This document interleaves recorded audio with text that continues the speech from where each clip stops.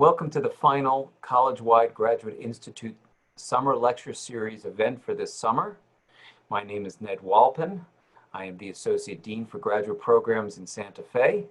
It is wonderful, once again, actually, to see so many students, staff, faculty, and alumni from both campuses, as well as prospective students and other friends of the college here this evening.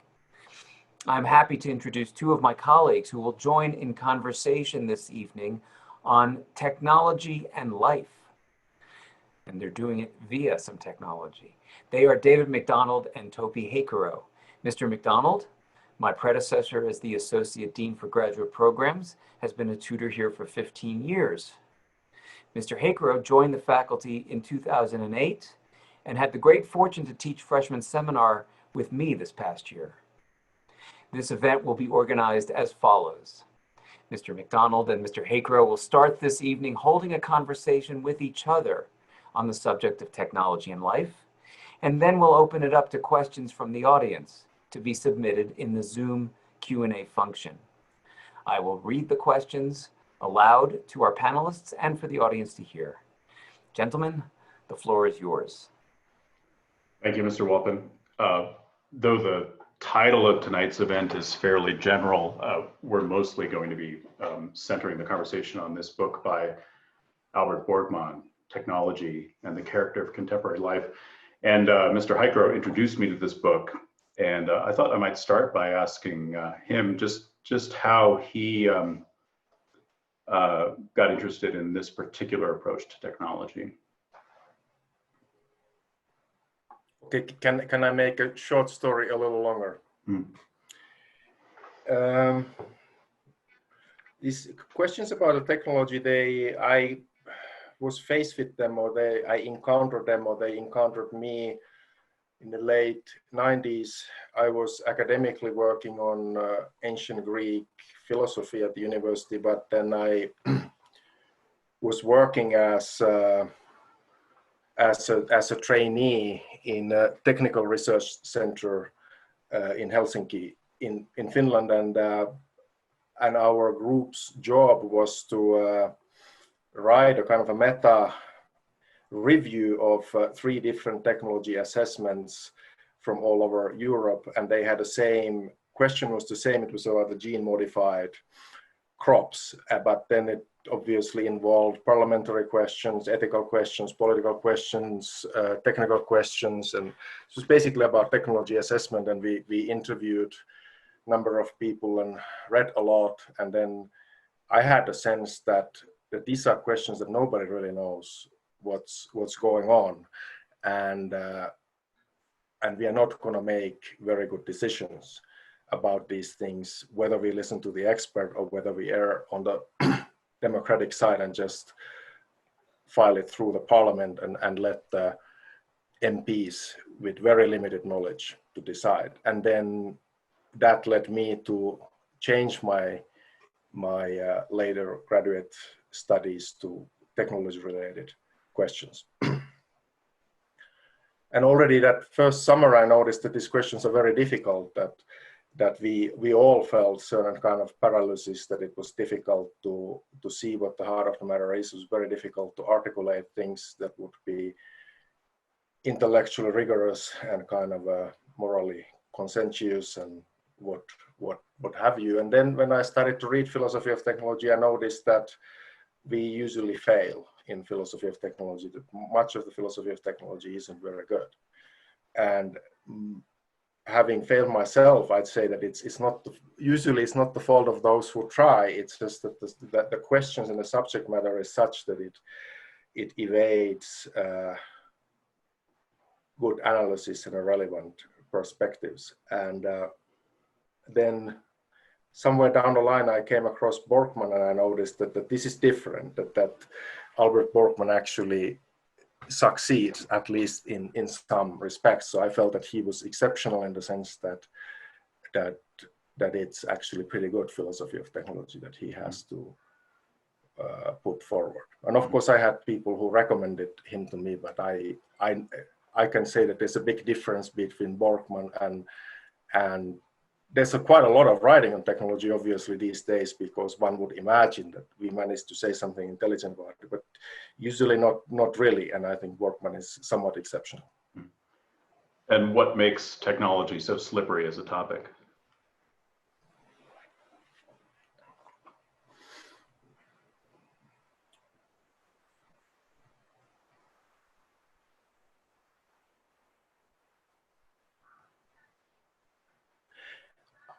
I don't know. I guess inherently it's that we live in a world that is so thoroughly permeated by technology and certain kind of a scientific assumptions that working one's way out of genuinely working one's way to those questions from within or slightly without and then back in seems difficult. Of course, it's still easier to write interesting or at least beautiful pieces on art or religion or politics, but it seems that I think that the more weighty question is about technology, but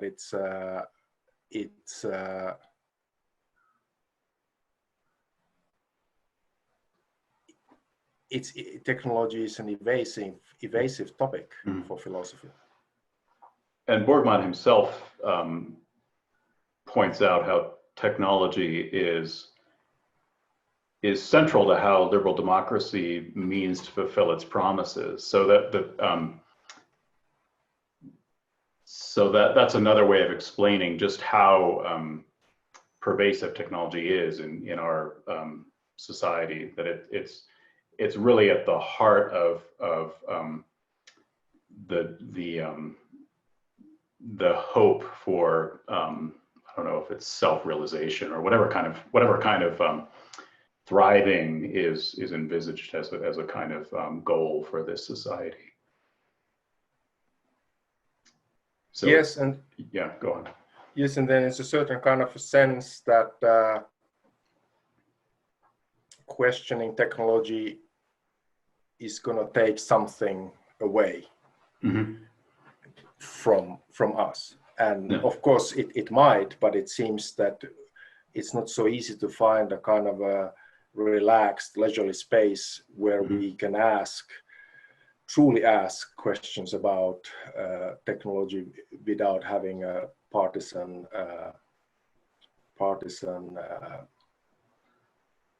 viewpoint. Like in my native Finland in mid-80s, one of a prominent intellectual, Jori Henrik von Wright, who was a Wittgenstein student and Wittgenstein successor in Cambridge, and he came back later to Finland and he wrote mostly analytic philosophy, but then he wrote essays, and in mid-80s he wrote this, I found, powerful and pretty sober collection of essays on technology, and he was surprised that the labor unions went after him, and he was accused of being a fascist and what not, and he was basically just asking questions about the rampant technological progress, and he was surprised that it came so strongly from the left against him. Yeah. One thing that one can say about technology that will scandalize and shock is raising the possibility that it's not neutral. It's common in popular discourse to say that technology is neutral, that it has no particular direction to it.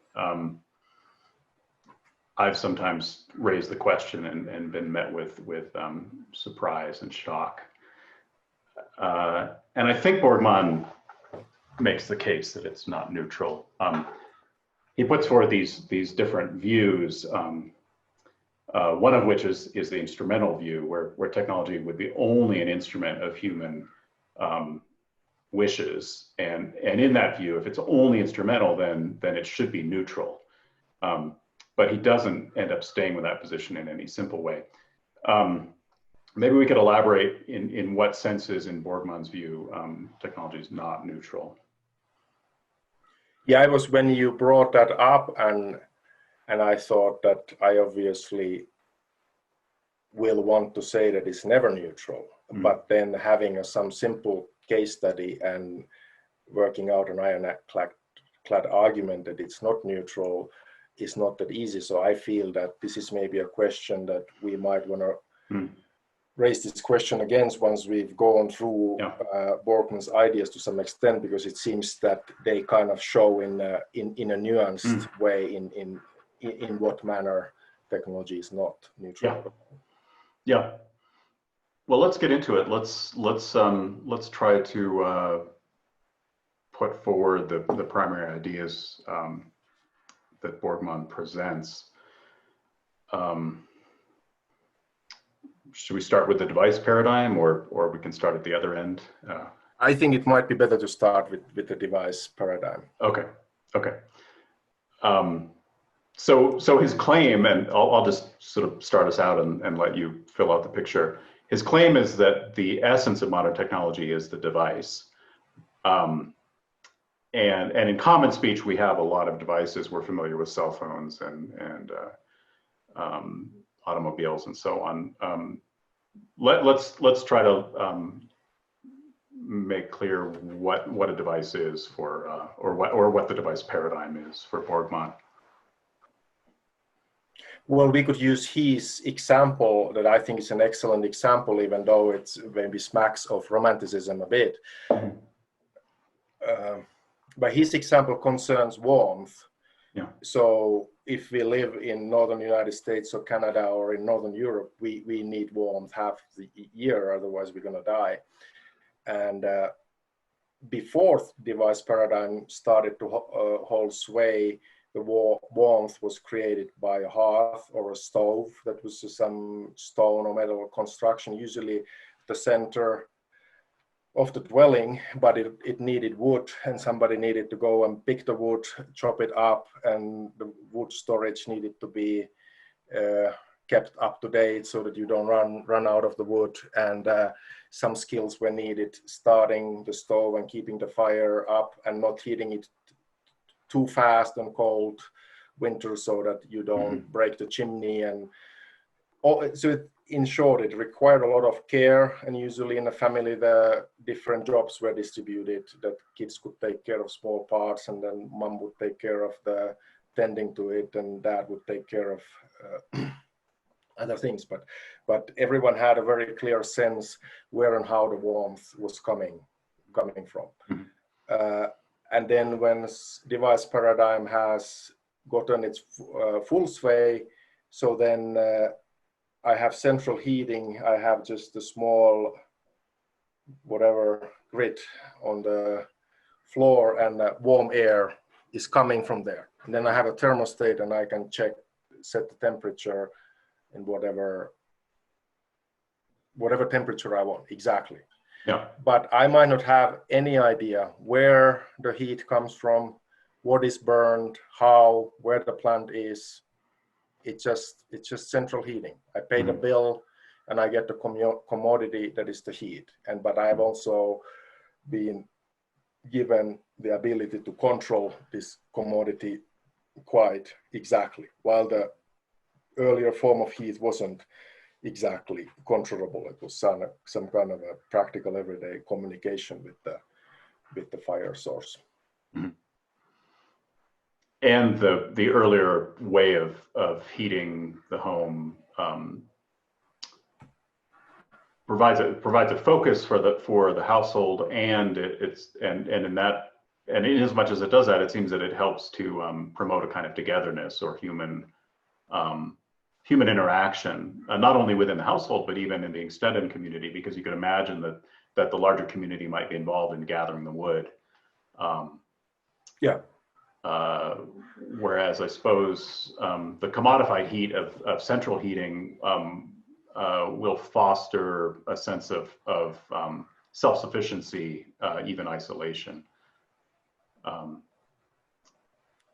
Borgmann is obviously he likes to dwell on the fact that the Roman focus, the hearth, the familial divinities were worshipped by the hearth, and it had all this deep meaning about it. But I think the warmth example shows that there's the commodity that is kind of the easy side of central heating and allows total ignorance from my part. But then there is the background. I think the commodity is kind of foreground of technology, but then there's the background, which is the machinery, which is, according to Borgmann in device paradigm, the machinery is always hidden.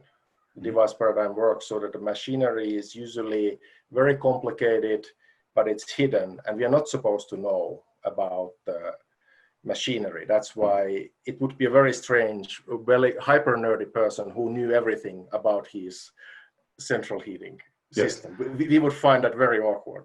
Why were you interested to know that? Whereas I guess with the older way of heating a house, it would have been intuitively evident just how that worked, just what it entails to produce the fire, keep the fire going, and you might not have an account of fire or be able to talk about how it is that the warm air travels up the chimney. So you might not have a technical account, but you'd have some kind of comprehension of what it meant to be involved with that activity of heating the house. So there's something opaque about the device. Everything, I take it, everything except the commodity that reaches us is hidden. Is that overstating it? No. Okay. One could think about it in terms of means and ends. It seems that in the heating, I guess the end was that we have a warm home and we can cook. So that's the end. And then it seems that chopping wood is mostly means to an end. But of course, they're kind of interwoven and linked and connected. But it seems that they're all the small acts that are means would make sense because we have this basic end. But it seems that this means ends relationship is very different in device paradigm, because the heat is kind of a mere end, but I'm somehow totally disconnected from the means that offer that commodity. Yeah. Well, so we see a stark separation between means and ends in the device paradigm. What would be, what if anything would be lost in not being concerned with the means? Why should I care? I mean, let's suppose that I set the thermostat and I enjoy the warmth and comfort of my house. What am I missing if I'm not acquainted with the means? Or especially not acquainted with the means in the older practice.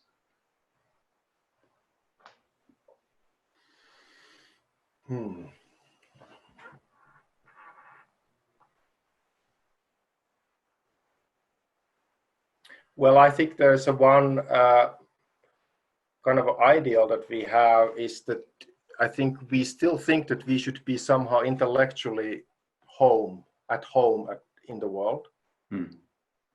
And one aspect of science is that we learn science so that we can understand the world and be at home.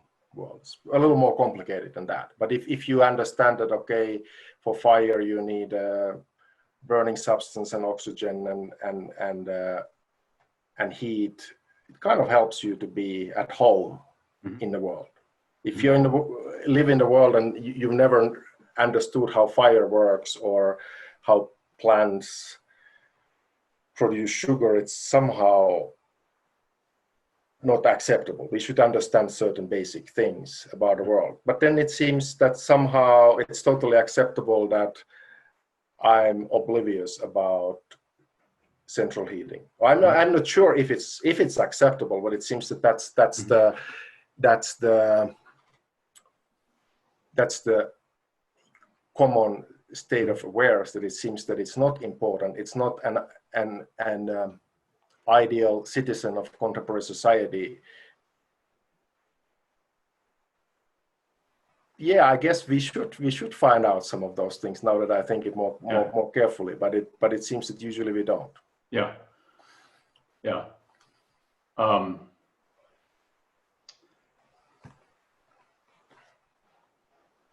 I guess one way of thinking about this is, and I think Borgmann goes in this direction, we're not finding ourselves made happy by receiving commodities in a technological society. That on its own doesn't seem to work for us. And Borgmann speaks in favor of something that he calls engagement, or some other way of inhabiting one's world that's not so oriented towards commodities and commodiousness.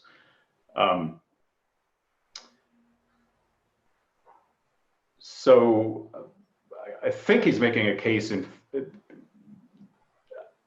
that if we can shift towards engagement, we'll be doing better in many ways. What does it look like to be engaged, or how should we understand that?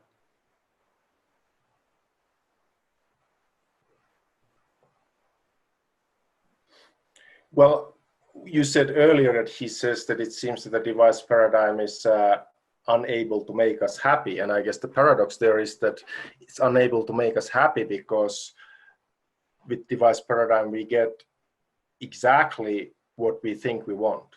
Mm-hmm. That doesn't seem to make us happy. And of course, the device paradigm has gone forward since 1984 when Borgmann's book came out, but it seems that he's seen through the logic already then, that we don't really need to see the minutiae of the development, how we get that we have the TV that looks like a fish's eye and is black and white in 1950s. He talks about that, and then the TV gets less and less deep, and the screen gets more and more rectangular slowly. Then it starts to look more like a movie screen, and then you get to see whatever you want with this, mm-hmm. which is a much better screen, and it's only this thick, mm-hmm. and you can click any YouTube video or whatever you want instantaneously. So I guess that's the TV development that started in 1950s. 70 years later, we have a very small TV in the pocket, mm-hmm. that is interactive, has everything, but it.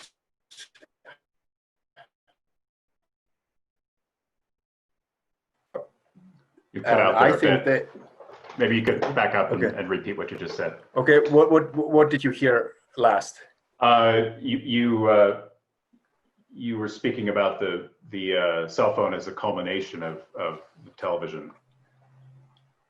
Yeah, but it doesn't make us in itself. It doesn't make us happy, even if we get exactly those programs we wanna. Mm-hmm. want to see, because it seems that, as you said, happiness seems to involve encounter of some kind of otherness, some kind of overcoming oneself. Mm-hmm. It needs to require challenge, skill, some kind of a suspense. Also living with lack certain amount of time, just not having it and waiting in time within some kind of a drama, mm-hmm. of life. It seems that just the presence of thing that you want by one click, it leads to apathy rather than happiness. Yeah. One way Borgmann talks about it is that when we are receiving commodities via devices, we're disburdened in many ways, right? We might be disburdened of the labor of cutting the wood, disburdened of having to tend the fire, socially disburdened even of the various social aspects of keeping that fire going. But ultimately, it leads to disengagement and apathy and a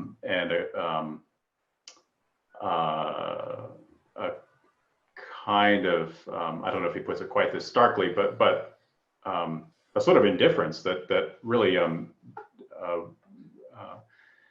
does not please us. Yes, and we can't really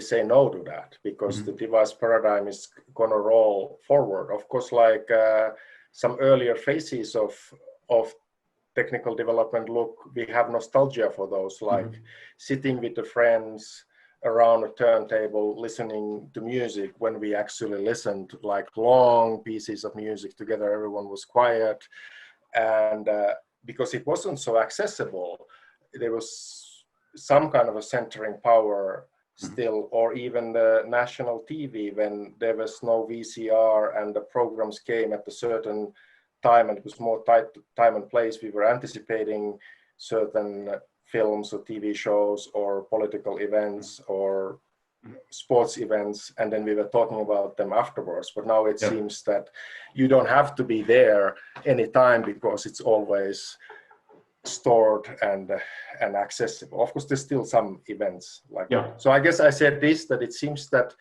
the development of the device paradigm is kind of inevitable, that we can't really go back.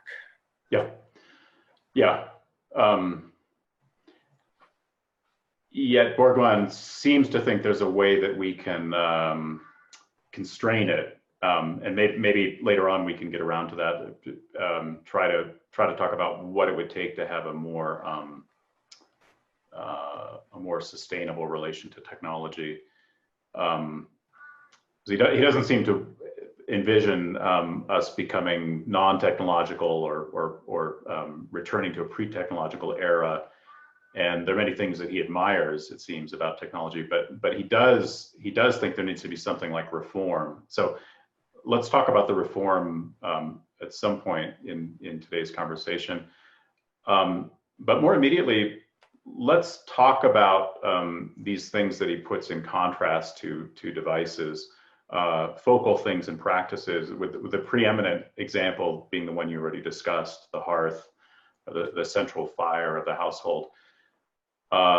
That's a focal thing, which I guess sustains a set of focal practices around it, a kind of ethos or a way of life, or a set of skills and activities that surround the focal thing. What are other examples of focal things and practices, just to give those who are listening today a clearer sense of what these are? I think some musical instrument that is somewhat unruly, like a violin, that is definitely a thing. It resists the player and requires proper communication. And I guess the violin spends such a long time with the instrument that they would probably understand that it's a focal thing. And then, of course, Borgmann talks about the culture of the table. So he thinks that preparing and sharing a meal and all the things involved to that, there are focal things and focal practices. Wine seems to be a focal thing in winemaking, certain kind of a low-tech winemaking. Then he's very fond of Norman MacLean's accounts of fly fishing in Montana. That seems to be a focal practice. He himself is a runner, so running is a focal practice, and then the environment where you run, the running route is the thing, and then wilderness is a focal thing. Sea is a focal thing. That's quite, wilderness and sea are quite clear, because they can destroy you if you're careless. If you're a careless sailor, you don't want to go. Sea, and I guess the same for wilderness, that it's the quote unquote otherness is quite vivid there. So those would be Borgmann's example. In Heidegger, it's like a jug, a clay jug, stone bridge. Those are things of his examples, of course. So Borgmann is taking the Heideggerian account of a thing and bringing that into I guess a development of Heidegger's account of technology. So in both of these thinkers, we see a concern with things. contemporary people might say, well, I don't know about things. I just like to spend time with people, and I get my joy from other human beings. Why would things matter? Okay, I may have some questions to Heidegger and Borgmann on this, but I take their side now. So I think they think that the world comes to us in things, or the world opens to us in things. It doesn't open through devices or through scientific objects, but it's very subtle and a bit esoteric what the thing is, but they think that we can't really know who we are unless we encounter things. Like Heidegger has the account of a fourfold, that in a thing that it's kind of supported by earth, and the sky shows the whatness of the thing, and then there are the mortals, the Dasein, the human, who is the dying being, who is one corner of the fourfold, and then he posits divinities. So Heidegger, in his late thinking, thinks that the thing is always there's something concealed that is best called as the divinities. But more soberly, they are saying that we might be in the world, but we are often out of touch with the world unless we encounter things. And I guess Borgmann, who is to some extent an Aristotelian, still would probably say that we might not these days be able to have an Aristotelian kind of a friendship unless we engage with things. Then we can have a way to other human beings as well. Of course, yeah. I'm trying to get a clear sense of why things would be so important to friendship, for example. And it's clear to me, for example, with the table at which we might have a meal together, that thing provides the way for us to be together, and it's a very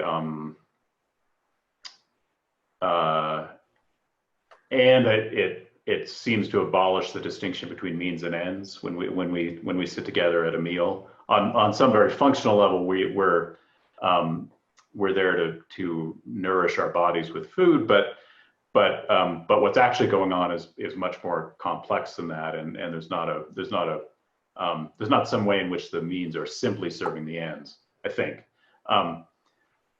But I have to say, I mean, it seems to me evident on some level why things matter, at the very least because we're not disincarnate minds, but I think I need some help understanding better why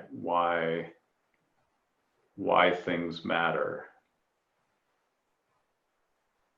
And when we're talking about things, are we talking about stuff, or what are we talking about exactly?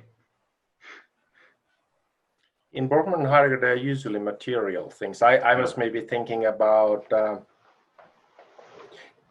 well, if I still read them charitably, even though I'm having a bit of lack of faith as well, but if one thinks about two friends who go long backpacking trips, it seems that their friendship wouldn't exist without the wilderness where it takes place. Or people who play music together, it seems that the musical instruments as things are needed. Then I was thinking about the college, and is a book a thing? I think most of us would say that a codex book is usually kind of a thing, but it might be, but we are not really interested in a book as a thing. We are interested in a book as a book. And if you ask what is a book, it seems that the book is a thing is somewhere there, but it's not the preeminent essence of a book. Yes. So that would work both in Borgmann's favor and against him to think about friendships around books. It seems that we need the books to be friends. But then that would pose questions to Borgmann that, but there's so much more in the books than their thinghood, that why elevate this thingness so high? Yeah, no, the status of books is very strange. I can see conversation as a focal activity, just as you were saying earlier, running is a focal activity, and there the focal thing is perhaps the road or the landscape through which you run. In conversation, so we're shifting a little bit away from friendship per se to conversation. In conversation, I'll deem the conversation to be the focal activity, but the thing that is central to that activity, it's not quite the book. I mean, I'm thinking about the way we talk here at St. John's, where a book is always the occasion for a conversation. I'm tempted to say that in our activity of conversation, the thing is the human being and the world. And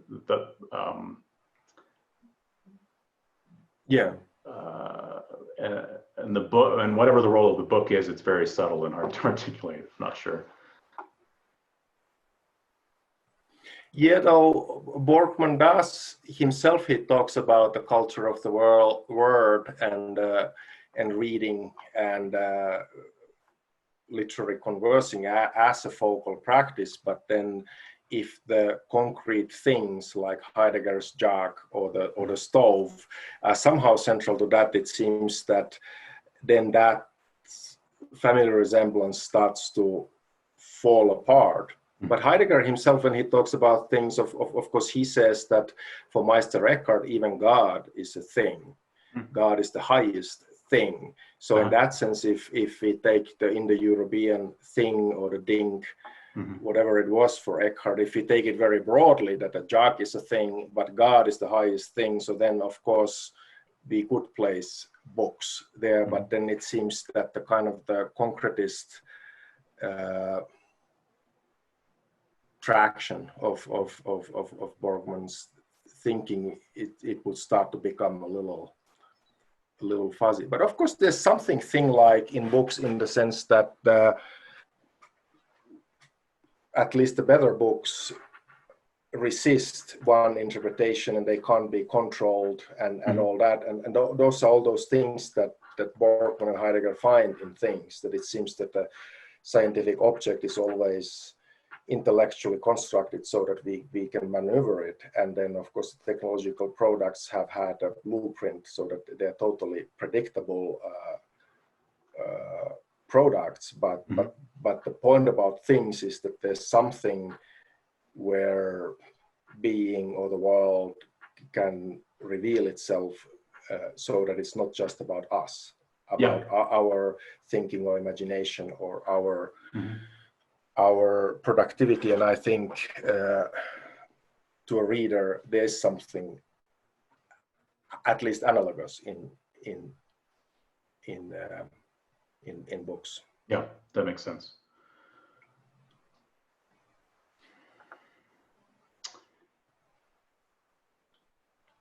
In previous conversations, you'd mentioned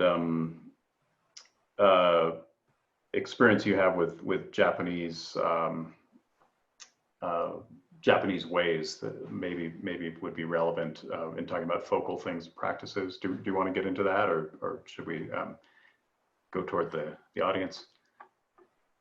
Maybe we could make a quick dip to Japan and then go to the audience, because to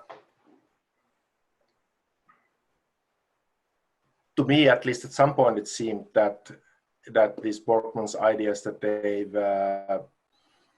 they've been worked out and practiced in Japan for hundreds of years, because they have a flower arrangement, tea ceremony, different kinds of martial arts ways. And the idea is like you have cha-do, so it's the way of tea, so that you have certain things which you practice and make tea drink tea, and then you learn about yourself and about humanity following very strict rules in order to become very natural in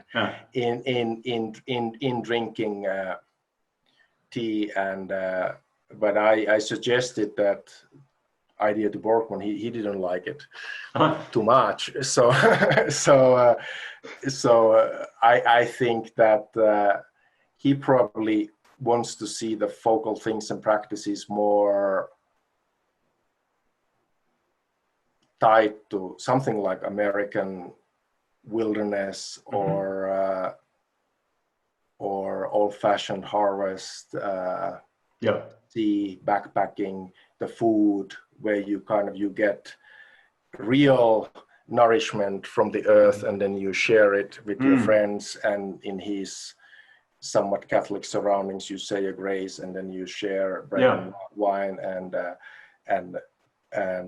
that's what's focal for him. So I think he probably found the self-conscious and self-referential character of the Japanese practices distasteful, but it seems that there's been some Japanization of the West since the Second World War, and I guess our feeling of emptiness in our life, I think, is probably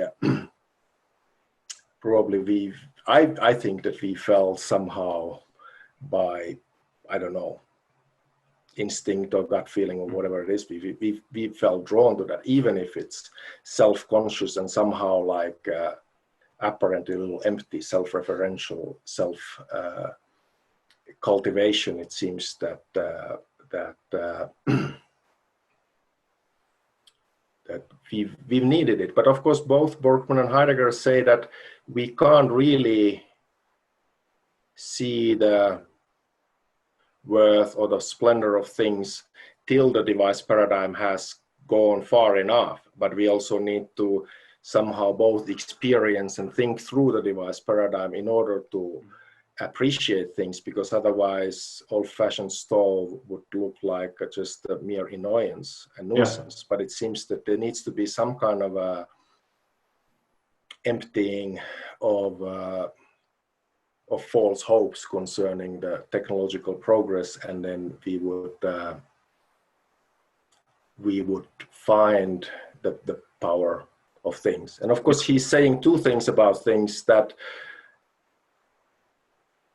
still the richer life is there among things, or without things it's not possible. But he's also saying that he thinks that we can't really live with the device paradigm unless we have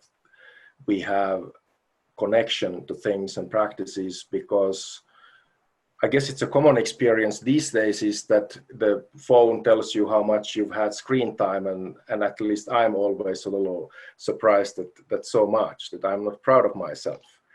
But these kind of studies have been done for many decades about different technologies, that people can watch enormous amounts of TV, and if they're asked that watching TV, is that a good way to spend your time, and then they say that obviously not. And still they spend a long time spending TV. So it seems that just relying on one's instantaneous good decisions within device paradigm, it always fails. So Borgmann is suggesting that living with things and practices would allow us to weigh and assess the different goods of the device paradigm in a better manner. Yeah, it's striking to me, just to go back to your interaction with Borgmann about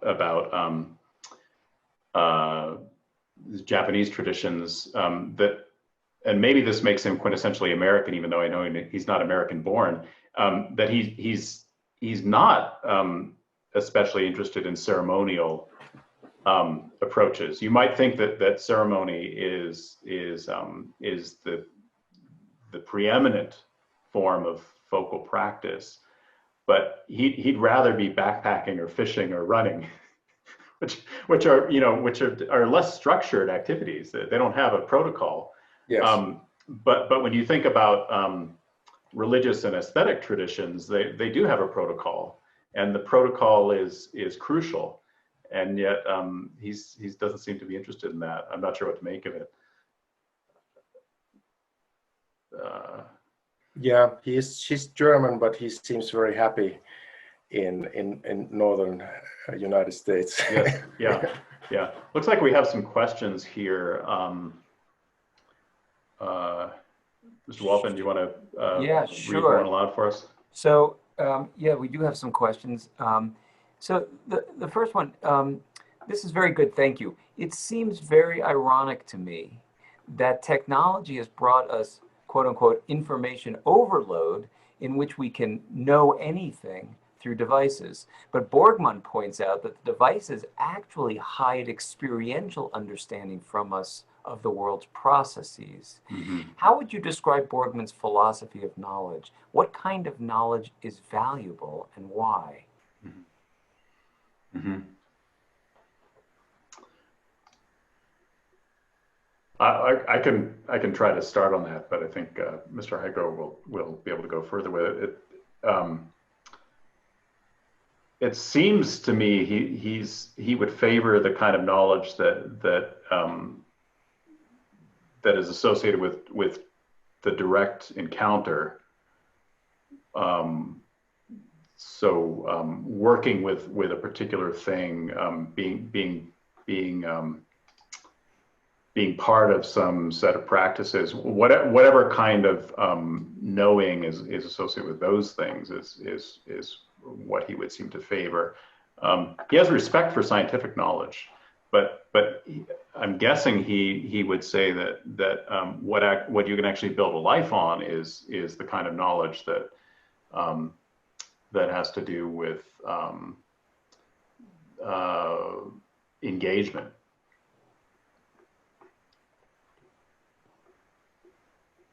Yeah. Okay. That's true, but he's also, unlike Heidegger, he's a scientific realist. So Borgmann has a very high view of science. So he wouldn't downplay science, but he would totally agree with David and say that it doesn't orient us well in life. But he somehow thinks that excellent human being needs to be well versed in science. And then it seems that this elusive stuff that we tried to describe with David, this is a third kind of a knowledge, which he calls paradigmatic knowledge, that there's a way of thinking that tries to carve out characters of things, and it's neither engaging nor scientific, but it's somehow, I guess, some type of philosophy, not all of philosophy, but it seems that his book, the name is The Character of Contemporary Life, and he's bold enough to say that I can tell you what the character of contemporary life is. Many people would say that no, you can't, but Albert says that I have methods for that. But maybe just to push a little further on this question of this questioner, that devices actually hide experiential understanding from us, and maybe this is pushing a little until sort of a kind of, I'm going to make a cultural claim, and see if this is helpful to us at all. So my parents were from a previous generation. They collected stuff. My God, they have a I think probably worthless pressed glass commemorative plate collection that will rival great museums. And we'll have to deal with that when the time comes. But I think more modern generations tend to not collect so much, but they tend to want to experience more. And maybe, you know, a great example in Santa Fe is Meow Wolf, right? What are we going to do? We're going to go to Meow Wolf. What do? You experience.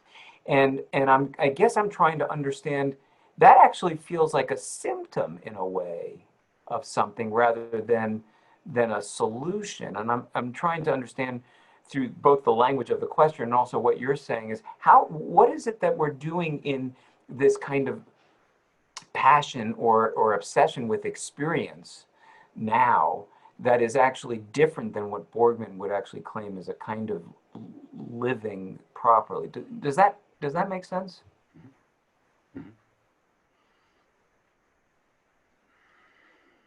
Well, in the most superficial sense, Borgmann would say that experience is just the ends side of a device paradigm. I can get an experience watching a movie in Disney Plus, but that's totally device paradigm. Mm-hmm. But then, of course, we can then start to have gray areas that maybe there is a way to purchase a journey from an adventure company where you actually go to wilderness, but things are somewhat set up for you and all that. So then how much is that still within entertainment industry and how, or device paradigm, how much is a real encounter with the world? Do we need to always be nervous that in fact we're actually falling into the device paradigm then? In other words, I book a trek to Nepal. Am I escaping the device paradigm, or am I only, as it were, fulfilling it in a new way that I can then post on Instagram? It does seem that and this is ironic given the emphasis that Borgmann puts on wilderness in his book. Ironic that the experience of wilderness is increasingly mediated and even packaged. He seems to be imagining you just get out there with your fly fishing gear or your backpack and tent, or you can even imagine the sort of John Muir style of wilderness trekking where you just have a blanket and half a loaf of bread and your dog and you go out. That seems to be a less mediated experience of wilderness, but it does seem to me that these days experience does tend to be a commodity. And it doesn't foster the kind of engagement that would qualify it as able to constitute a focus for us. And Instagram is an interesting thing to bring up because that seems to be largely the commodification of oneself, and part of a larger tendency for human beings to be seen as devices, where we, our depths, our inner workings are hidden, and we present a tidy sort of pre-formulated interface or sort of we deliver a commodity to a world which wants to interact with us as a commodity. And I think I forgot to underscore at some point that obviously Borgmann isn't categorically against device paradigm at all, but I guess his analysis shows that we might, everyone and every community might have a task to weigh technology and weigh device paradigm and see where it's fitting and where it's not fitting. And I guess his lesson is that if we seek things from device paradigm that aren't there, that's not going to be helpful for us. I think he would say that interstate highway system, healthcare, insurance, infrastructure, energy production, central heating these days, all that's totally cool. That's device paradigm well applied and provides us health, safety, and well-being, and we couldn't live otherwise. But then device paradigm and meaning or connection to other human beings, and it seems that then the device paradigm has swam in a place where it's probably going to be unhelpful and impoverishing. Interesting. So here's a question from a viewer. How do you define technology? Would you consider a language a technology? Could a word be a device? Would you call writing a technology? Could a pen or a keyboard be a device?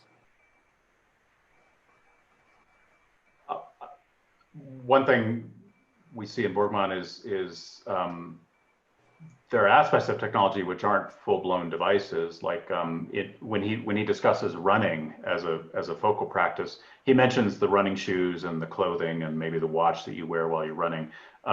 Those are instruments rather than devices. So not every technological artifact is a device in the sense of in the device paradigm view of things. But what is a technology generally?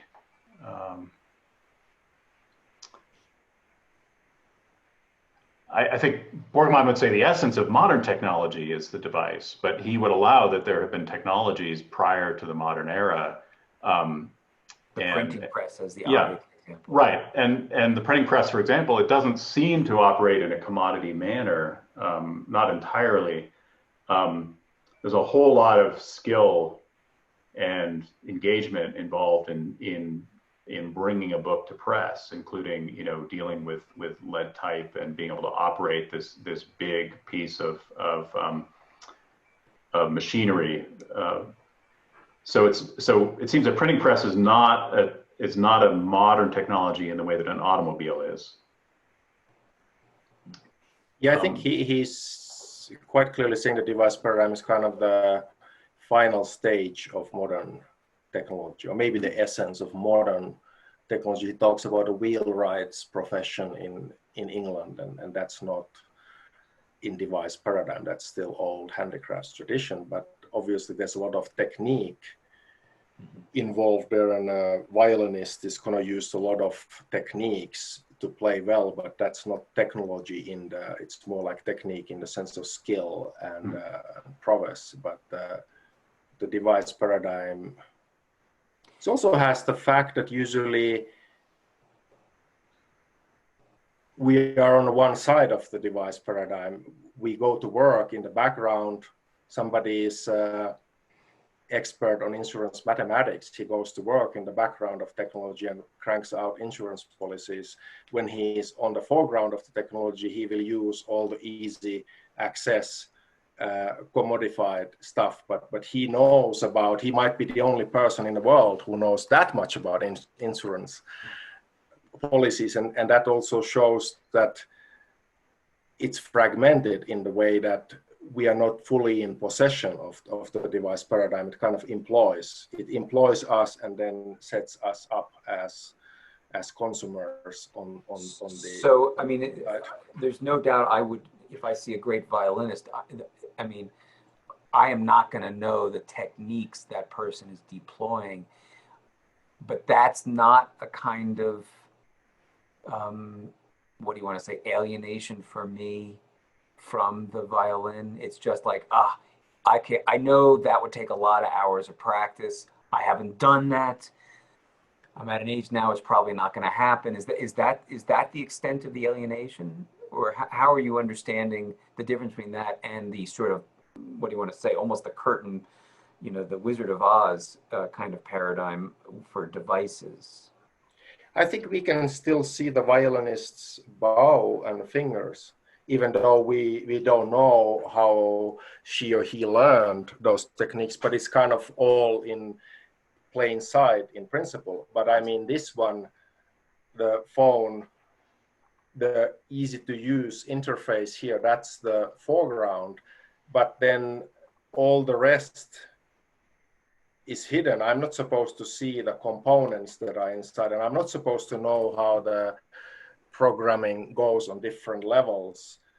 Somehow the idea isn't at all that I'm supposed to know anything about that. And also the cars have changed. Still in the 80s, when I started to drive, I could do a few things under the hood, and I wanted to see under the hood, right, and open things up, and it was okay then, but it's no longer okay. Now I open it and there's a plastic seal, and then it says that if you open this, you will lose the warranty, only for professionals, because the device paradigm has gone forward and noticed that we don't want any clumsy fingers here. So this next question, actually, Mr. Heikkero, you were talking earlier about how Borgmann is not simply against the device paradigm, but wants us to use our judgment in relationship to it, it sounded to me. And we have a question from a listener who I guess wants us to use some judgment here. It's referring to Mr. McDonald, used the example of a table enabling a dinner where the main thing was bringing you together to share a meal. The thing itself, the table, disappears. And here we are in Zoom, and it is another kind of table, enabling the richer conversation. What's the difference? Mm-hmm. Mm-hmm. That's a great question. Yeah.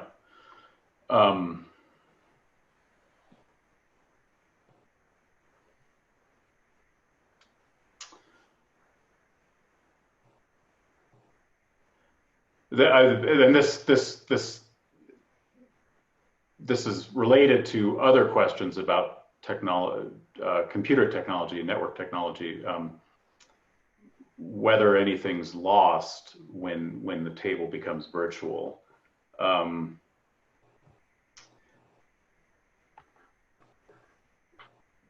We're able to conduct a sort of event through this technology that we wouldn't be able to do otherwise, especially given the current public health situation. But I guess the question is, what's the intrinsic difference between having a conversation on Zoom and having a conversation at a table, a physical material table? I'm pondering that.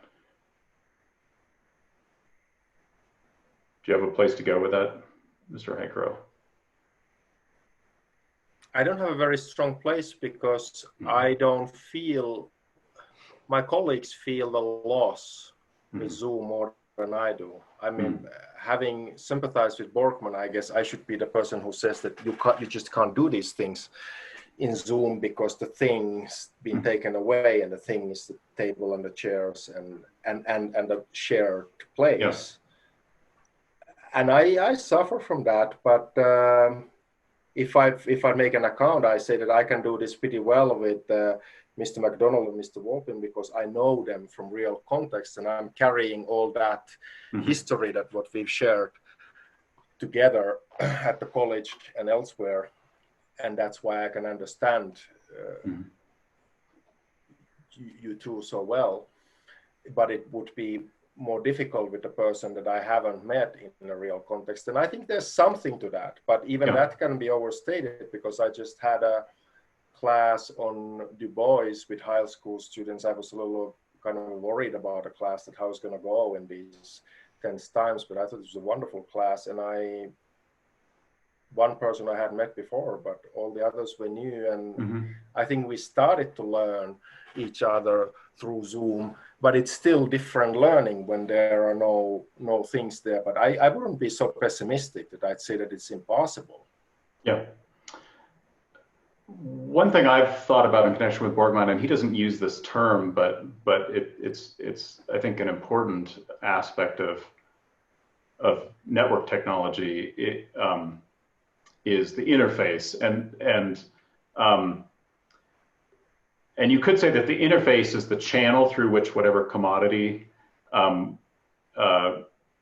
goes. So various interfaces have different constraints, but they're all constrained in some way. And it's especially clear when you're thinking about a simple commodity,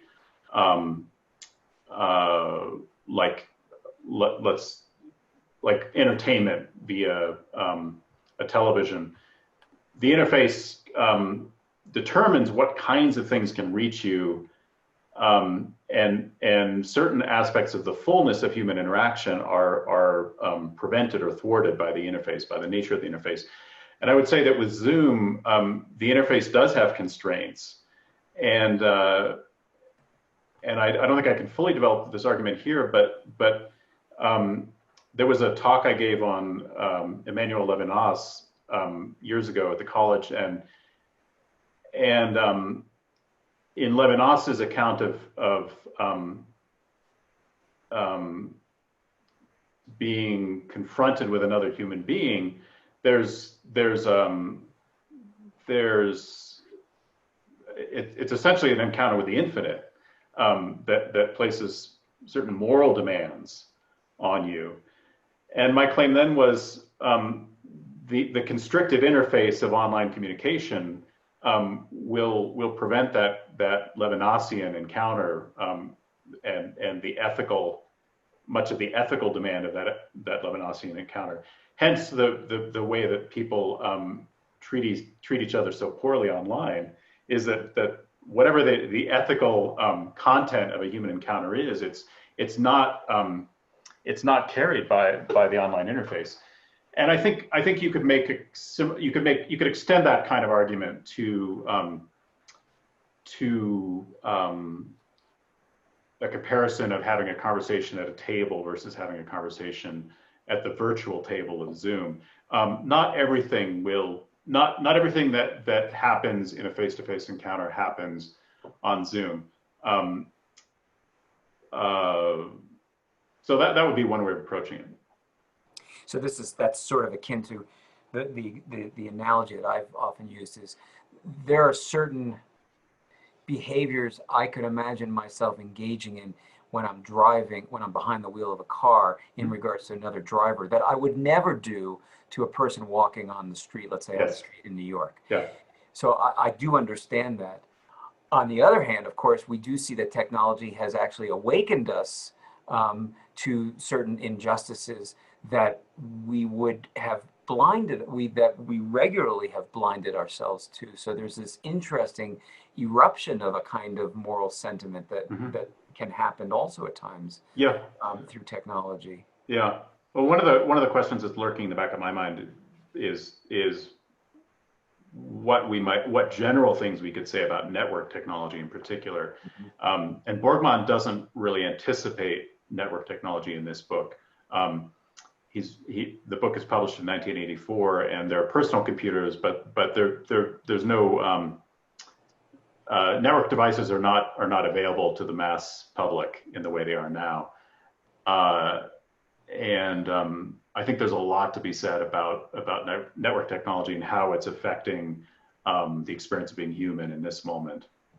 But Borgmann doesn't directly give us a framework for addressing it. It'd be something we ought to develop in some future conversation. Well, so actually, I'm gonna push you guys on that, because here's a question that seems to go, and we've sort of touched on this, but I'm curious if this can help us think about that. Here's a question: why is it that the device paradigm leads to the commodification of seemingly everything? I can see how heat might become a commodity when it is purchased from an energy company. What Mr. McDonald says about the commodification of the self on social media seems true as well, but for a less clear reason. Why does technology make us the commodifying and or commodified being? Mm-hmm.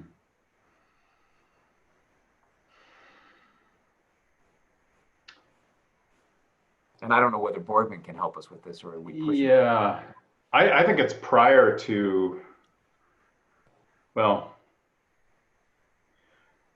I think the rise of modern science and modern economics already dispose us toward commodifying things in the world and commodifying ourselves. As soon as you have a market economy, you are already inclined to think about how you would commodify yourself in order to have a place in that economy. So that's been present for a couple hundred years at least.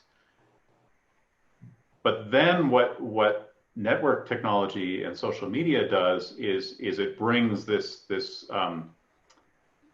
aspect of spectatorship into it, where we were already disposed to think about how we can commodify ourselves in order to thrive economically. Now we're aware of being observed, and we look for ways to offer ourselves up for viewing. Yeah.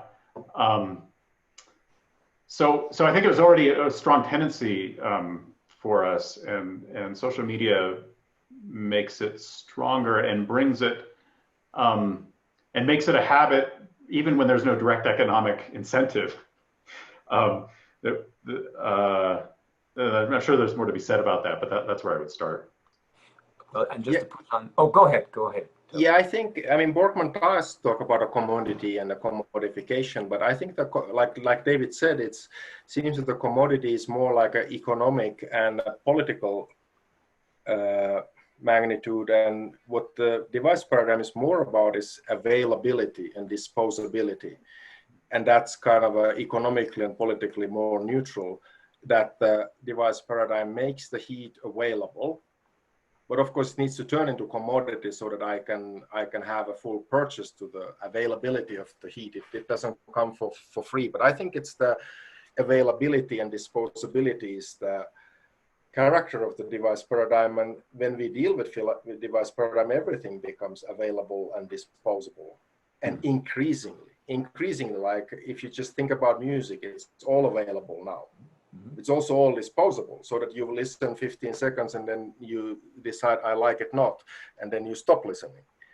But in the good old days of turntable, you just didn't do that, because that was whatever, like lack of character, because you even listen to bad piece and then you tell your friends why it wasn't such a good piece. And it's a hassle to change the record. Yes. Yeah. So well, it's a hassle to go get the record in the first place, so you're not going to buy willy-nilly, are you? Yeah. And of course, with Zoom, if things go very well, there might not be that much different. But of course, let's pretend that now Mr. Wolpin said something a bit annoying, and then this happens. Mm-hmm. Right. Yeah. I'm not playing with you. I was available, but now I disappeared. Because I decided not to be available. And I've seen this in class. Like I told a student that, Miss So-and-so, could you give a little more room for others? I see the black screen the rest of the day, because I'm not playing with you, Mr. Heikkero, because you corrected me. Well, of course, in a normal place that can't happen, because you still have to sit there and see those people and then work the next step that, okay, what do? I make a fool out of myself. I talk too much. And the tutor was a little clumsy correcting me, and how do I get over that? And I think those are the small dramas that life is made of. But when we have Zoom, you can avoid it all, just switch it off and you go to kitchen and tell them that, okay, do whatever you want. I'm not playing with you. And of course, we see this in all this online world, that a small trouble comes and then we play with the availability and disposability. And of course, that's not going to build much character. And then if you think about Borgmann's romantic universe, you are backpacking in the wilderness. There's like 50 miles to the closest road. And then you have a row with your backpacking friend. But you still got to sleep in the same tent in the dangerous wilderness where the bears are like walking around. So you somehow got to make it up. But it seems that within device paradigm, we can have our own immature way because of this possibility. This is a bit like I'm going into a moralistic. No, and it's going into a notion of personal responsibility due to the kind of density of relations you would have in I don't know if I want to call it unmediated way, but in a way that's not subordinated to the device paradigm as you're talking about it. But now there's a questioner that wants to talk about political implications, and we were just talking about moral implications, but you could imagine, you could draw a political implication of what you were just saying, but this is coming from a slightly different angle, and I don't know whether it fits or not. What are some of the political implications of device paradigm? Been reading a lot of de Tocqueville, and it seems like device paradigm lends itself to administrative centralization because it hides the understructure that serves our needs and accustoms us to dependence. Correct or incorrect? I guess he wants either a correct or an incorrect, but you can expand on it. But what you were just saying in terms of us just canceling someone else, there's no administrative centralization there per se. But is it playing into administrative centralization in a way also? One thing that Borgmann says that seems connected to this is he talks about politics as a meta device, and he doesn't amplify that very much, but maybe that's relevant here. politics becomes the realm in which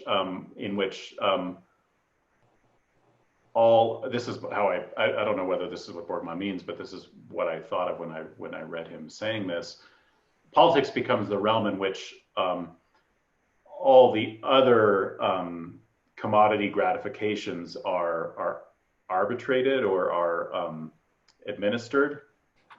And so politics becomes the ultimate device. The questioner, it's in the answered tab. right, the questioner is down at the bottom. Yeah, I think the questioner is basically asking whether you know, civic activity would wither on account of the device paradigm, and I think it does. I think politics has become device oriented itself, and much of what current political life amounts to is various commodified enticements, assurances. Put it this way, modern politics doesn't demand engagement in the sense in which Borgmann speaks about engagement. So town meetings and that kind of thing is not what modern politics is about. It's about being a chooser of various flattering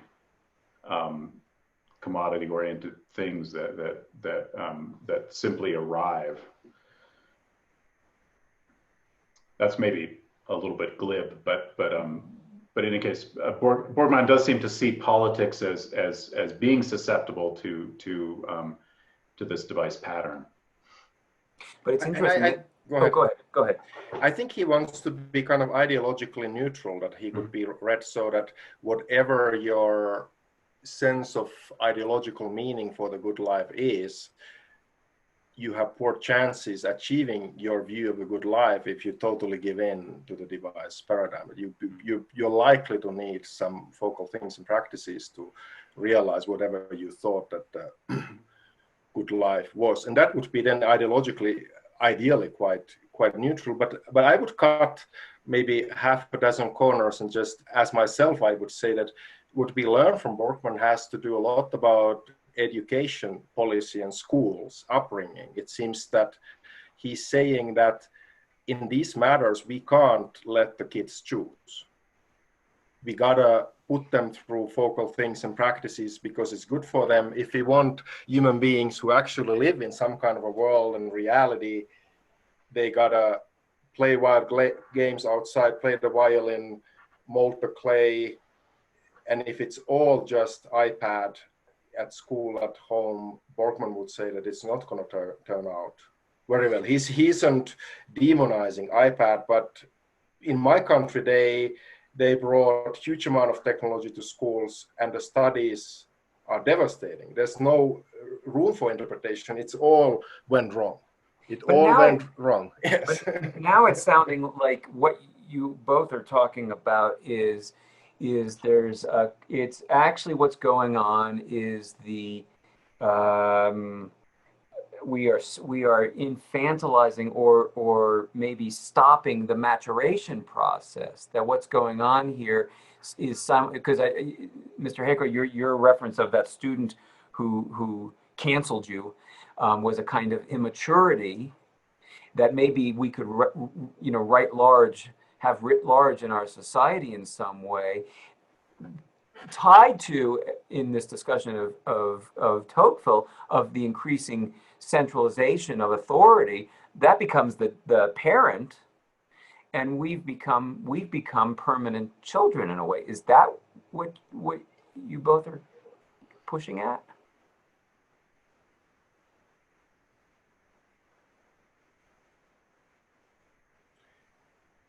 Not exactly, but of course, if one looks at highly polarized political, I don't know what it is, like quarreling in social media, it looks like children's game. I'm right. No, you are not. I'm right. And the reactions in both sides, I follow it in two two countries. And of course, I have my side, but I see very, very immature reactions on both sides. And it seems that it doesn't really show a character of a citizen who would be able to hold tension within herself or himself. It seems that the other side is always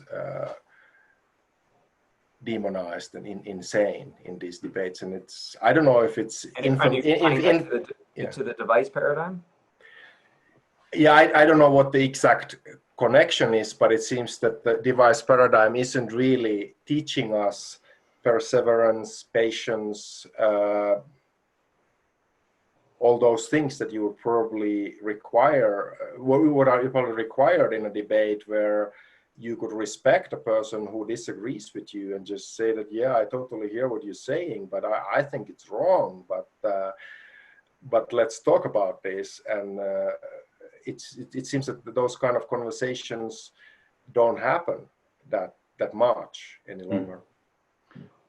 I noticed there's a question about whether Borgmann is ultimately recommending something like a sacramental worldview. I just spotted this one. And I can't resist.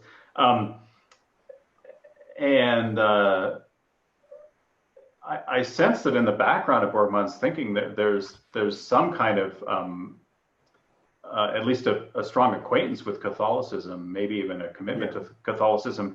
Yet when he's talking about focal things and practices, as we've said, he shies away from the ceremonial or the liturgical, and he's and I can't tell whether that's where he really wants to stand, or is it simply that he knows he's working within a pluralistic society, and so he needs to be speaking in terms of a pluralism of focal things and practices. And Mr. Heikkero, you might know better than I do where he stands with regard to full-on sacramental religion, because it does seem that the mode of being that he favors is something like it's something like a way of engaging with the world where a thing can be holy. Yeah, he's Catholic, and he's become more visibly Catholic since 1984, and he was born 37, so he's old. As far as I know, he's still alive. His wife passed away some years ago. It's hard for him, but so I think he's become more articulate about his Catholicism. He's probably kind of scares some people away. He wrote a book somewhere like maybe 15 years ago about Christianity and technology, but it was more based on his dialogues with more like Protestant believers. So in that sense, he's an open-minded Catholic. And of course, the Heidegger's view is kind of a neo-pagan, where he gets his bearings from. So I think the sacramental worldview is it's interesting. It might, but these thoughts might logically go there. But it seems that Borgmann is so cautious and moderate thinker that I think he probably wouldn't quite go there. But it seems that the thoughts themselves might have it. Yeah. So would you call him a pluralist, or even if he's becoming more conservative or more Catholic in a way, or is it sort of like more, I don't know, post-Vatican II Catholic or something like that? Something like that. But I mean, politically, he's written quite a bit on John Rawls. He's a scientific realist. He's Catholic. He reads Heidegger quite well. So it's a weird kind of a sane amalgamation of different 20th century intellectual strands, that somebody might say that you can't be all those things at the same time. But Borgmann independently is maybe a little eclectic in that collection, because Heidegger obviously goes to huge relativism in science, and then politically responsible and philosophically exciting and all that, but that's not Borgmann at all. That's Heidegger doesn't take him there. I mean, he's very quick to criticize Heidegger and say that here he's doing his thing, and we shouldn't follow him here. Yeah. So, I know you both talked about the violinist and the practitioner of art as being a place in where we can find practices and objects that are things that are necessary. And yet you, Mr. Heikkero, you also talked about how there's a kind of romanticism in Borgmann. One aspect of romanticism, of course, is the aesthetic as a thing unto itself. And there's a question about that. And I wanted to see if we could tease out the relationship of the aesthetic and technology in some way. How much space is there for technology to represent a unique opportunity within the aesthetic space? Is there space for something about technology that gives a possibility of more than just a utilitarian device or a kind of enframing?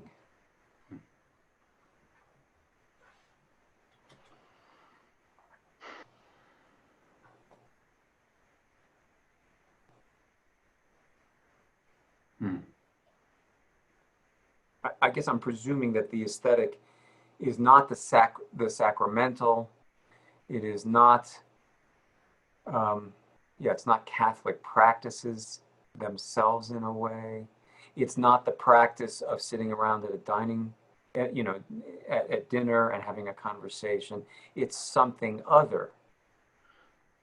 Well, I don't know if this is where the questioner was going, but you think about how there are new aesthetic forms that are facilitated by technology. You have art, photography, you have cinema. These are things which rely on technology and are very impressive art forms. So is that reducing the device paradigm in some way, or is it a place in where the device paradigm is actually serving us okay? Or well, so in popular entertainment, it seems it's technologized expression is simply commodity, but in the artistic side of entertainment, like photography and cinema, the best examples of those arts, it's not commodity, but it relies on extremely sophisticated technology. Even old black and white photography, it's not a simple technology. But although it's an engaging technology, I mean, you have to, the old kind of darkroom work is a bit like tending a fire, and that you just have to have the skills, and you have to have the patience, and you work with these finicky materials and processes. So again, I'm not quite sure where the questioner wanted to go with this, but it does seem to me that there's legitimate aesthetic achievement that relies on modern technology, but the result is not itself simply commodity. And Borgmann would probably say that a person who can make great photography or great films can see things or can understand stories and characters, and he would probably say that that person probably didn't learn seeing things, understanding characters and stories from the device paradigm, but some other way. And if I read him kind of quick, he would say that give your kids pencil or crayons or aquarelle set rather than encourage them to make art with iPad. It's okay to make some with iPad, but he would probably, I haven't read any particular piece, but I think he would be a great advocate of actual drawing. You just look at I mean, that's real engagement with the thing. You look at the thing, a tree, and then you try to draw it. And while you draw, you see and so on. And so I say this as a fairly poor figurative drawer, but I feel the lack. I see. So now this is sounding almost Waldorf-like in terms of, they banish the computer. They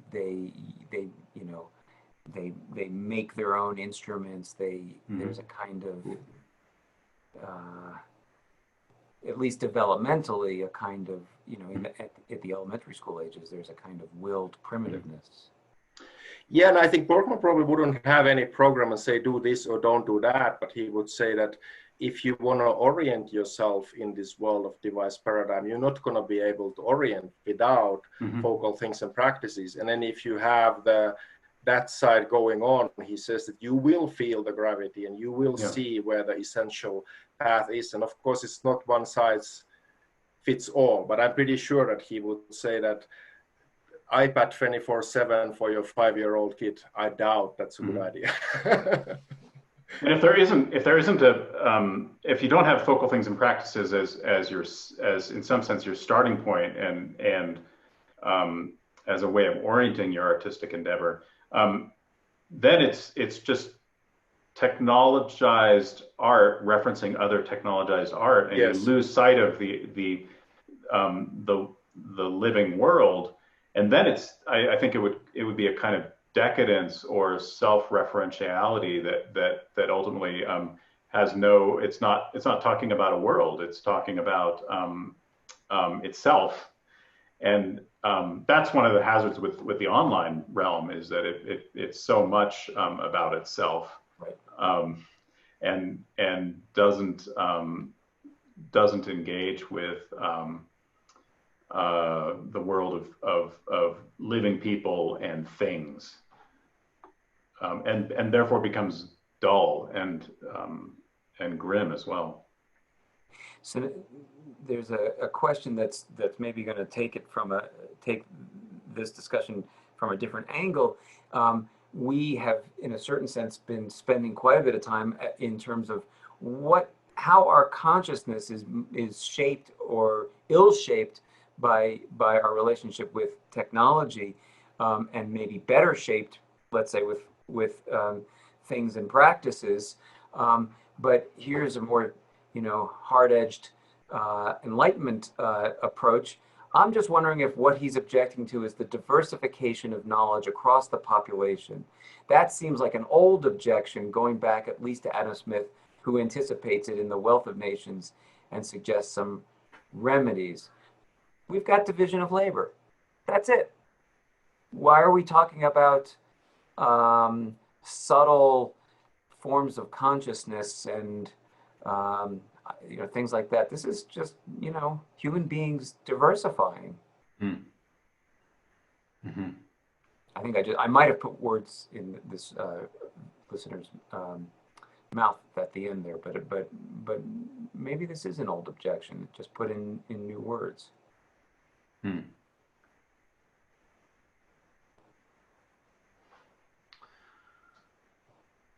But I think Borgmann, his analysis also of social scientific data shows that the advance of a device paradigm doesn't diversify knowledge and doesn't make us smarter or more knowledgeable, just the opposite, which is the shocking news. And it's been a while since I've looked at those social studies that he references, but we do know that the human kind, we peaked with our IQ 1997, and since then, last 23 years, it's been decline. And also studies on knowing about basic theories of science, geography, stuff like that. It seems that despite increase in affluence, those tend to go down. So it seems that the device paradigm in itself tends to lead to laziness and stupidity rather than well-informedness. That's part of we didn't talk about the promise of technology, but he says that there's a promise of technology there's a true promise and there's a false promise, but we usually hear the false promise that say that it's going to make us happy and wise and better and all that. It's not going to do that. It's going to give us safety and health and basic well-being, but usually we are in terms of excellence, but even in knowledge, the social scientific studies show that those things are in decline. And more impressionistically, it would seem that as devices become more and more prominent in our lives, skill fades, and especially diversity of skill. Yes. Like knowing how to fix something, knowing how to handle a particular kind of thing, being able to work with horses, being able to fix motorcycles, being able to cook certain things. These are so there's a diverse and widespread set of ways of doing things and intimate awareness of particular things that fades, and we get into a kind of monoculture where the main thing we know how to do is set the thermostat and put another movie on Netflix. So it doesn't seem, and it seems to me that Borgmann favors there being a widespread and diverse kind of know-how, and so if the question is wondering, is Borgmann just objecting to a kind of democratization? I don't think so. I think he's No. objecting to a kind of dull and dissatisfied uniformity. Or I don't know if he would quite put it in terms of uniformity, but there's a fading of certain kinds of skill. I don't know if that's quite knowledge, but Yeah, I think he's kind of defending some liberal democratic ideals, and he thinks that the citizenship isn't really possible if one only watches TV on a couch without any focal things and practices, doesn't engage through things with friends and family and the local community. It's the politics is gonna die, because it's not just some sound bites in your head. It needs to be grounded on things. But then there's, of course, this kind of this weird slice of our reality that we haven't talked about, that there probably more books, but there are two books that I know that are both somehow related to motorcycles. There's the Robert Pirsig's old book, Zen and Motorcycle Maintenance, which is kind of an enchanting book, even though he gets all the philosophical stuff he gets really badly wrong, but there's still enchanting aspects of Pirsig's book. And then there is Matthew Crawford's book, maybe from 10 years ago, the Shop Class as Soulcraft. And Crawford's point is maybe easier to paraphrase, is that he says that these days the real thinking happens in trades. So if you work as a plumber or electrician, you have to think, you have to solve real problems and actually get something done, and you have to use reason, and that's very meaningful life, and you get nice money. So he thinks that there's only two real educations. The one is to learn a trade as maybe an apprentice, and then as a tradesperson yourself. And then there's the classical liberal education, like St. John's style. He says that those are real educations.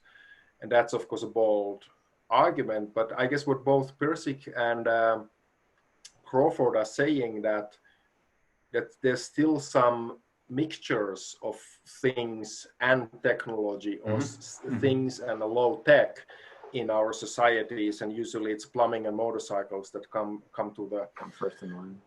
Come to the fore. But it seems that there's a lot true there, that you need to engage with real things, and it depends on the safety of your home or somebody else's home, or your ride. If you ride a motorbike, you want to fix your bike pretty well, because if you didn't, it might be very, very costly. And then the bike, it's not clear whether it's a thing or a device, because it's a bit of a both, because we have personal relationships to those things and so on. And I think it doesn't disqualify Borgmann, but it shows that there are nuances in our world.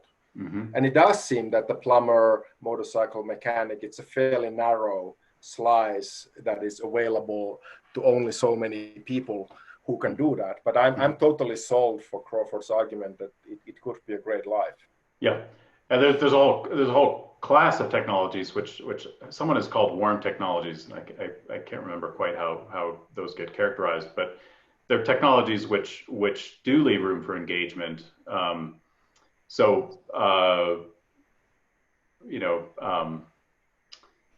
Besides older motorcycles, you have things like fountain pens and other things which are in many ways quite sophisticated material creations, but they invite engagement in a way that a disposable pen doesn't.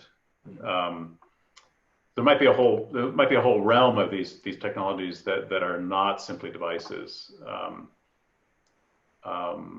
They have some amount of elegance and beauty to them, and they require tending. But I guess I'm worried that when we mention these devices, we actually fall right into the trap of fetishizing them, and in other words, there's no way to actually engage with them in a way that is actually not problematic, given where we are with devices. Yeah, it may be a kind of compensatory move where you begin to adulate the sort of old school technology, right. Precisely because you feel so generally alienated in a world of devices, right. And in that regard, you're not really solving the problem. You're just finding some kind of comfort in I don't know, retro technology, right. And that does seem to be a pattern. I mean, I think there's a great yearning for authenticity. And it generally has a kind of retrospective or nostalgic flavor to it. And I'm susceptible to that myself. And I think I want to excuse it to some extent because there need to be islands of warmth in a commodified world. But yes, it can sometimes look like mere escapism. I don't know. Well, I think Borgmann presents a way of engaging that's not escapist. So maybe we just need to see what's Borgmann's case in favor of certain kinds of engagement, some of which will involve, if not devices, certainly instruments, technological instruments of various kinds. And there must be a way of approaching that's not that can't be dismissed as nostalgic. It seems that nostalgia, something exotic, seems not a good idea, and it seems that Borgmann there are dangers of romanticism being exotic or nostalgic in Borgmann, but it seems that if one thinks about the family meal and running in his 1984 account, it's not very nostalgic or exotic. It seems that it's just good everyday life. Yes, and I think it needs to be somehow the things need to be found in the everyday, and if the everyday has gotten so industrial that they aren't there, so then they can be maybe reinstituted. But yeah, and of course, David mentioned authenticity. One way to read the whole Borgmann thing is just that authenticity is to be found in engagement with things, and the device paradigm is likely to make us shallow and fragmented. Even though we can't escape the device paradigm, but the question is that how to live with it so that we don't become images of it. Mm-hmm. Mm-hmm. I wonder if we should have one more question here. Sure. There are plenty of questions left, but it's already almost 8:20 almost. And this one comes at it from a slightly different angle. Could you say a little bit more about the neutrality or lack thereof of technology? By my lights, Heidegger's critique of technology obtains more solid purchase as a critique of modernity rather than a critique of technology simply. And if that's true, the fundamental problematic seems to be the paradigmatically modern desire for emancipation/independence and mastery over nature, which, taken to its limit, is irreconcilable with the resistance you both have been emphasizing. Is our desire for freedom in the modern sense then essentially at odds with our desire to be at home in the world?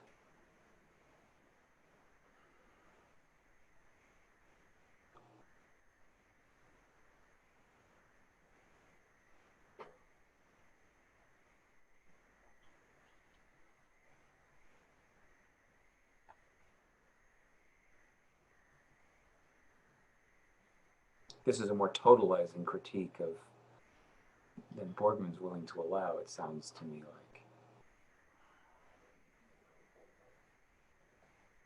Yeah, I agree with the questioner that Borgmann's kind of a amalgamation of different types of thinking that let's marry scientific realism and John Rawls with Heidegger is I'm doubtful of that.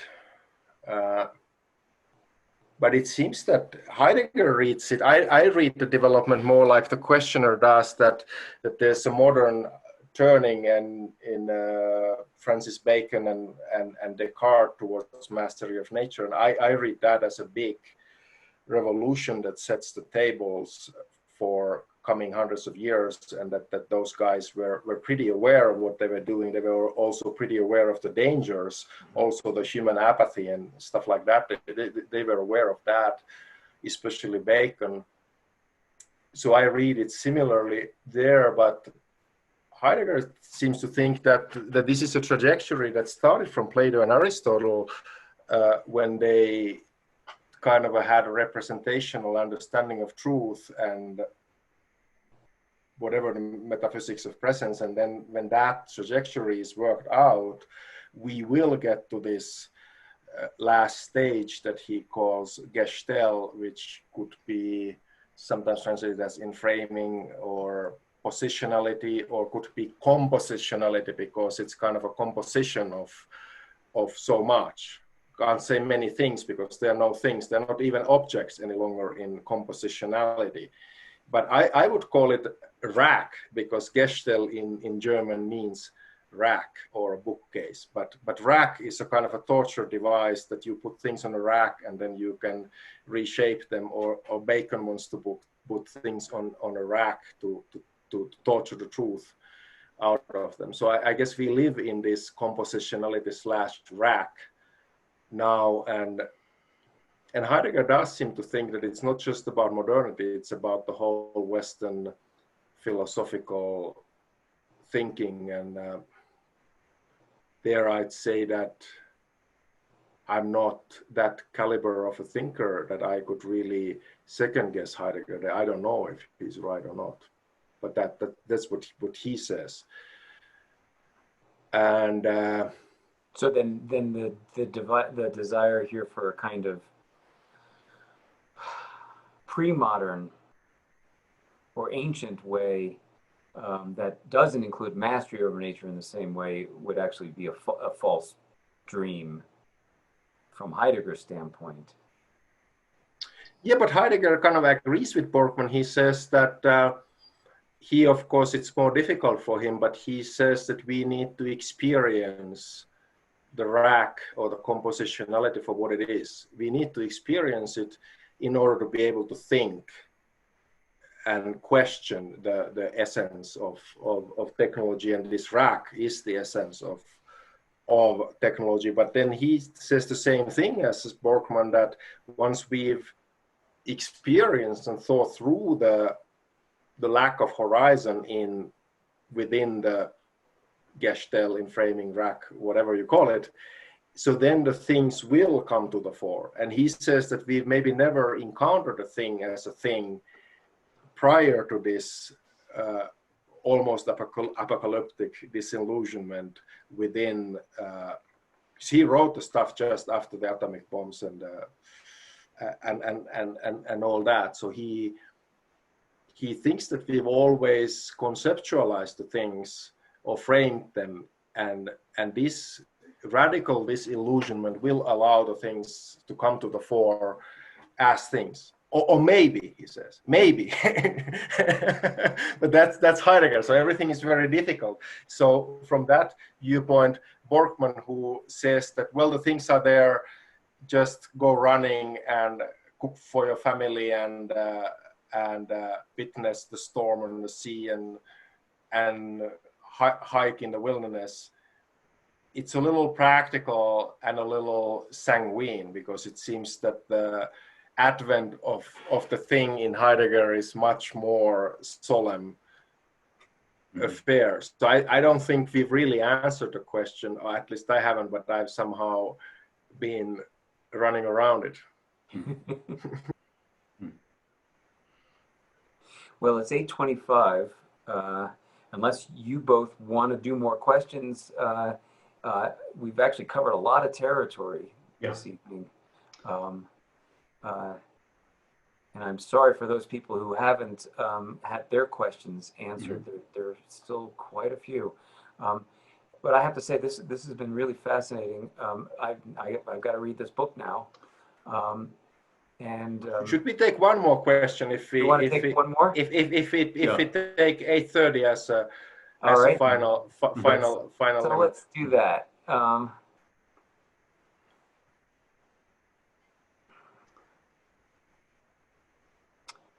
Let's see here now.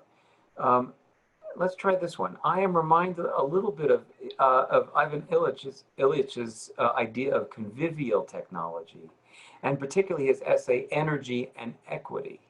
I think he would argue that the device paradigm greatly decreases equity in society, while we perceive it as becoming more equitable. Mm-hmm. How does equity play into the idea of the device paradigm?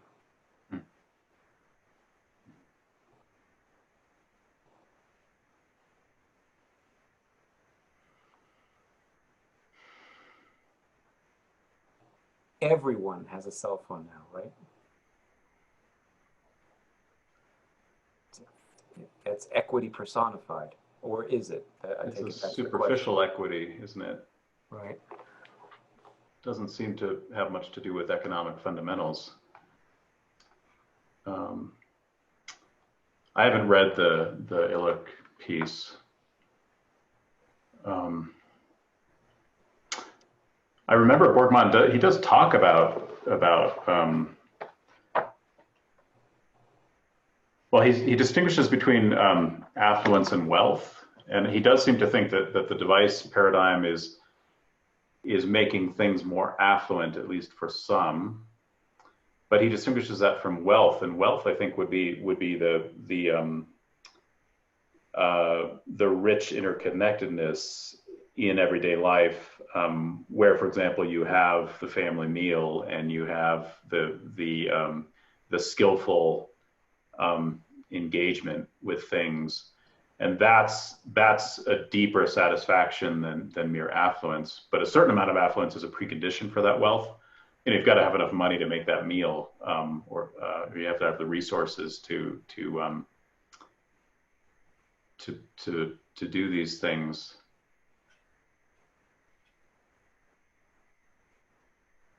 But and I don't know how to ground this very well in Borgmann. Maybe Mr. Heikkero can do it. But it does seem to me that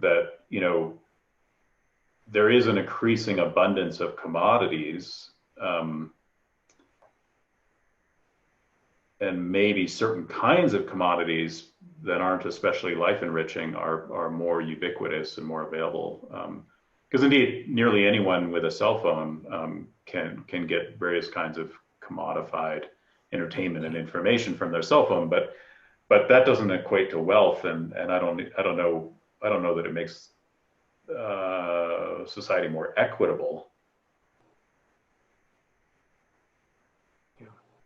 I'd like to say that I think everything I read from Ivan Illich that's been great stuff, because I said that most people fail, but I haven't read Energy and Equity, but I read Tools for Conviviality, and I think maybe Medical Nemesis and so on. So I think he was some kind of a weird genius. So, but it seems that the device paradigm leads to inequity. Now, I haven't really done my homework well, but it seems that every new wave of new economy puts the money more in few hands. And then the apparent equity seems to be that we can all have a machine or we can all have a robot at the end of a phone line. But if I'm an average Joe, I never get the human being. I get increasingly less and less human being. Like I still remember the time I wanted to make a trip from the university. I would just call, I would go to the travel agency, and then there was a person who would serve me and give me coffee, and we would talk about my trip. And I mean, gone are those days. I mean, now I go to Orbitz or whatever and try to find a flight. But of course, I get the cheaper flight. But it seems that for me, the human beings have taken away because they are so expensive and they are kind of in the way of the device paradigm. But I still can get maybe cheaper and cheaper things and delivered to my door. Yeah. But I get probably less money and less human contact, but I get more and more of the surface side of the device. Yeah. Right. So, I mean, this is where I think people would say, look, so many more people are traveling than ever before. This goes back to the discussion of going on a trek to Nepal. You know, the cities, the tourist cities are packed almost to suffocation, right? You heard that about Venice in particular. Paris is like that. Well, not right now, of course. So it is exceptional to travel. It is unexceptional to have a big screen TV or 5. It is absolutely unexceptional that everyone has a phone and a refrigerator and a dishwasher. And yet, in some sense, and now I'm worried because now, so I just said that, and the people who would say, if you're going to criticize that, then you have a really highfalutin sense of what it means to be a human being, and you're just wanting to deny everyone those things. I remember, people making those arguments that this is a sign of progress. This is not a sign of inequity. Just because there are more billionaires now doesn't mean that things are not better for everyone. So travel continues to be unavailable to many, but for those to whom it is available, isn't it often commodity entertainment? I mean, part of why one goes to Venice is precisely to have a Venice experience, where it's already preordained what it means to have the Venice experience. Ride in the gondola. Yeah. So right. And so travel is another commodified experience where you know beforehand what it is you're getting. There won't be radical surprise in it, most likely. I think the overall direction. I mean, I'm maybe taking Borgmann a little more radically than he wants to be taken, but it seems to me that living in a world of commodities where human contact becomes less and less common and direct engaged encounter with things becomes less common. That's an impoverished world, even if it's materially abundant. And we're not being made happy by this way of life. The prospect of happiness is in the direction of engagement, and that's going to be an arena in which there's surprise and skill, and things are richly textured and not preordained. Well, I'll leave it there. It's what we have in the commodity abundance in the West is it's appealing, and certainly it's a good thing to have some of these comforts, right? It's important to have a refrigerator and have your food not spoil. That's deeply important, but if it is a kind of equity, it's not an equity that's sufficient for happiness. It's a precondition. It's good to have, but it's not gonna bring you a whole lot of joy after the initial elation of having a functioning refrigerator. And what you say is kind of political in the sense that it seems that what Borgmann says would require certain